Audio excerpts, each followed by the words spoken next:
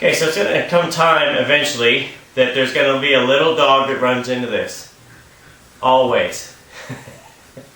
So I'm going to put together the engine stand here. Now this is the engine Hoist. I bought it from Harbor Freight. This is the, I think I bought the 1 ton, if I remember right.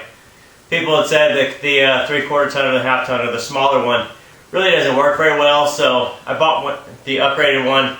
I'm only going to be pulling out the small block Ford and transmission out of it. But I thought, you know what, for the extra 50 bucks or whatever, we get a bigger one and use it. So I need to get these boxes open, and today I'm just going to show you what it takes to put one together. And if you need to go buy one, they're not that expensive, but should just be basic hand tools. So let me get the box open here and let it run out. And so they do come with some instructions. So let me see what's required in here. And I'm going to use the English versus the, I think, French. So let's take a peek. Okay, so in the main box itself, you're going to have basically your base for the hoist piece that goes up. Now I've got this upside down so you can see it comes with these 4 bolts, and it's going to come with 2 different size casters. The big ones are going to go on the back, smaller ones are going to go up front, and then they give you the bolts here inside just to be able to put these together. So I'm going to start hand assembling these onto there and then get the right wrenches to be able to put them on.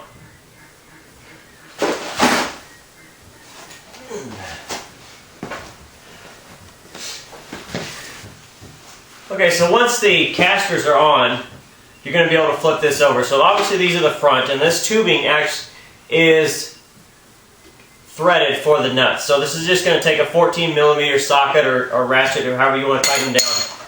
Put them on, easy to do. They go in straight from the top. The back ones actually are going to take a nut and bolt, which comes in the package here. I would say set these on here. Do these first 2 on the inside first. That way you're not going to rub your thumb on the nuts here. And then you probably want to have somebody either with smaller hands, longer fingers, or a combination like mine, enough to get these nuts in here and held to be able to put these on. Then you can do the outside too. You don't have to worry about scraping off any skin off your knuckles or anything else. Very easy to do. Just a point of note, if you got a small-handed helper, you're in good shape. Otherwise, you got to kind of find up something to do to put the nut and bolt in there. Not a big deal. It's going to be a 14mm for the nut and the bolt. So now let's get this flipped over. We'll move on to the next piece. Okay, so in your second box, your long box, this is going to be your legs, your uprights, and the other pieces. So it comes with 4 pins, and these are actually going to slide into the sides here, which you're going to hold your legs in. The legs already do. You see they come with the casters already on them. So you can just take them out. Set them in there, open up your pin, and line these up. Come on.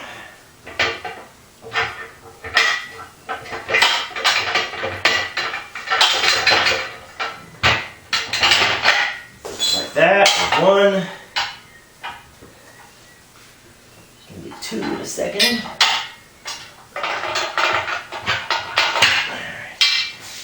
Alright, why are you going to be like that? Alright, so we're going to outsmart it. I'm not using the right tools anyway. Use it just to pick up. So pull through. Now these pins, as you see, they come with an R-clip inside there.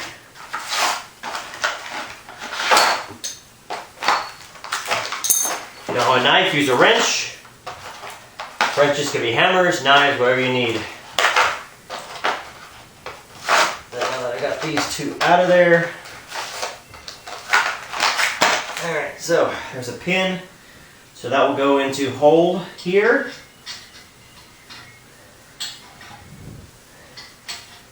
There's 1, 2.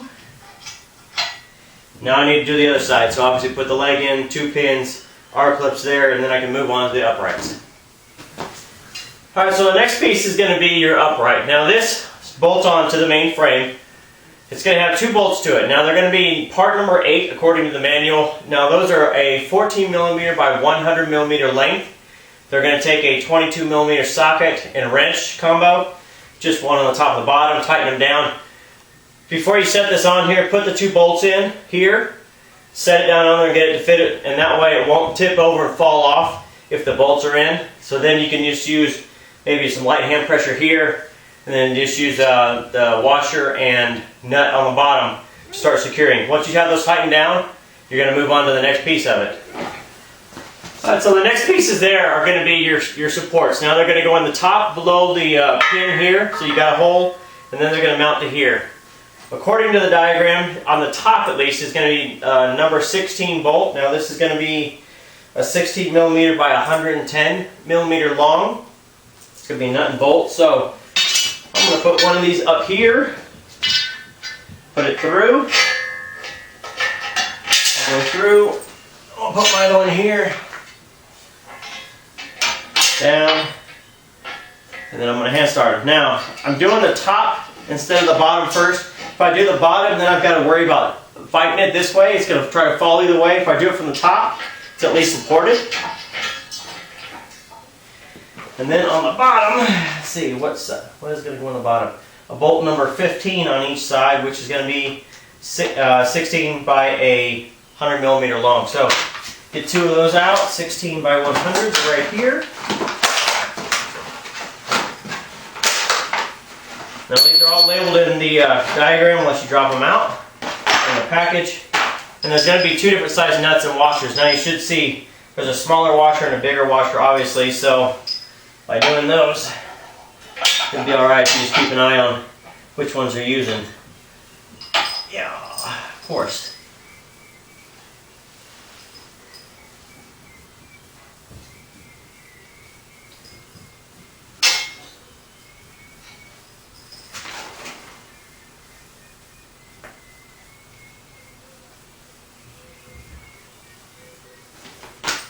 Alright, so, mental note.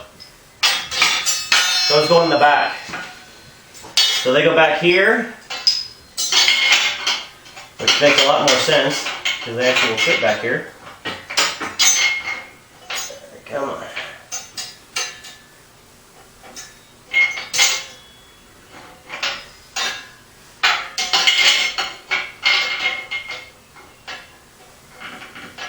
Alright, so, excitement, they don't fit. So, give me a second, we're going to figure this out. Disaster averted. What I figured out is there's a loose nut putting this stuff together that's not reading instructions. So, there clearly is on page 4 here, it says, do not tighten any bolts until you're fully assembled, otherwise parts will not line up properly. Yeah, that is the truth. So, I loosened these back up. These are most of the way down, but they're not fully tight. Everything fits, and then I looked in the piece there. There's actually a little handle that goes in the back of this. So take that back apart. And so here's how it really should go. Put the mast up first, put the 2 bolts in, get them most of the way tight, but leave them kind of loose. You can start with the piece there, get everything assembled loosely, and then you got to put the handle back in. So either put that in first, and then every other piece, or you're going to have to come back and do it again. So I'm going to go do it again and put the handle in right, and then we'll move on to the next step.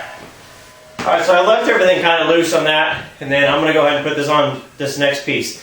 So this is going to be your boom, and I've got it backwards here. This is going to go on through here. Again, it's going to use the number 16 bolt out of there, which is the part number they're using, or the assembly number. This is going to be 110 millimeters long, the 16 by 110. It's going to go on the side. I just get it lined up without jiggling it around.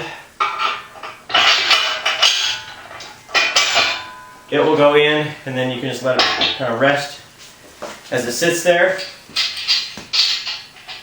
Again, these are going to be 24 millimeter bolts, or I'm sorry, sockets and wrenches to tighten this stuff down when I get to the end. Now the next piece that's going to go in, I've obviously taken out the extension here, just for the decrease in weight, I guess. Take it out. You don't need it yet. And then the next piece is going to be the cylinder going in here.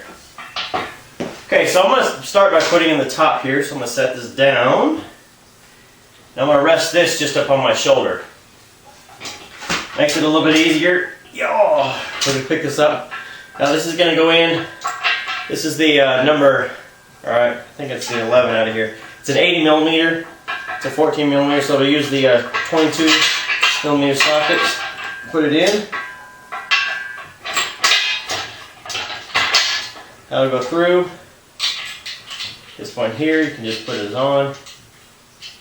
This washer and nut.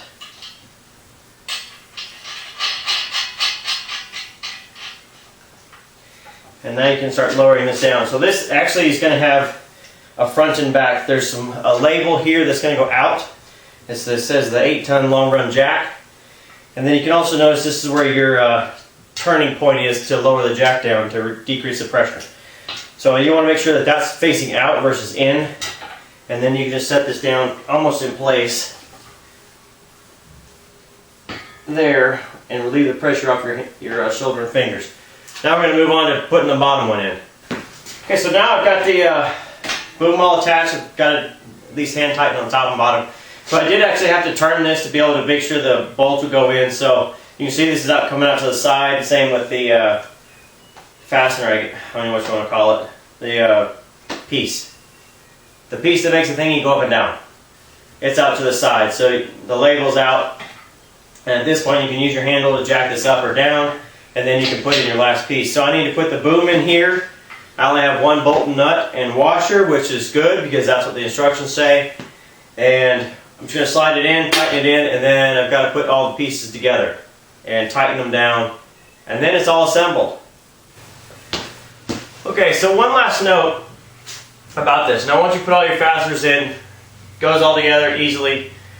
Remember, read your instructions. Somebody took the time to write them, so you might as well take the time to read them. Very easy to put together. It's all kind of modular, goes together. Good instructions, really. And then the last piece. Why I bought this one over somebody else is storage space. So obviously I'm limited on storage space. I complain about it all the time, especially over winter trying to work on different cars. So with this, you can actually fold this up, and it's a folding 2-ton crane. So you pull out the one pin on the end. You're going to lift it straight up. Put the pin back in, the R-clip, and the pin is just going to hold it, basically so it's not going to fall on your head. So this will go into a space once it's down all the way, and you can obviously move this up a little bit if you wanted to, get the chain up off the ground net. But now, it's going to take up, maybe 2 or 3 square feet. I can live with that. Just set it aside. It's going to be great for use. Now, of course, taking the engine out of the 92, putting it back in the 80, taking the other one out of the 80, and who knows. If I do a crate engine and all that, it's just going to be back and forth, back and forth. But this will be good for long term, as long as the cylinder holds out and they're probably replaceable. Not too bad of a kit. And for the money, it goes together pretty well. So that's my review of the 2-ton folding engine crane, putting it together by the company, which is Pittsburgh Automotive. Should have read that first. So, I like it. I'm going to use it. You'll see it a lot. And we'll see you next time.